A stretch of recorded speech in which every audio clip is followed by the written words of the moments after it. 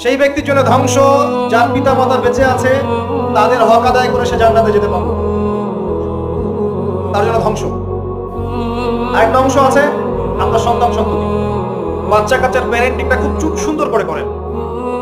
যখন আপনি স্ত্রীর সাথে মিলন করতে গিয়েছেন তখন দোয়া পড়েন, আল্লাহুম্মা বিসমিল্লাহি আল্লাহুম্মা জান্নিবনি শাইতান ও জান্নিবিশ শাইতান মা রাযাকতানা।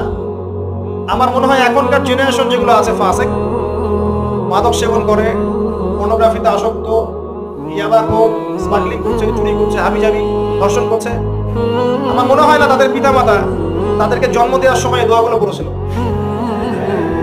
কারণ পিতামাতাকে দোয়া পড়লে ওই সন্তানকে শয়তান স্পর্শ করতে পারে। সন্তান হবে, সন্তান ছেলে হোক মেয়ে হোক, আপনার এটা নিয়ে মন খারাপ করার কিছু নাই। একজন কন্যা সন্তানকে লালন পালন করে সৎ পাত্রে প্রাপ্তস্থ করলে এই মেয়ে পরকালে আপনার জন্য জাহান্নামের আগুন থেকে ঢাল হয়ে যাবে।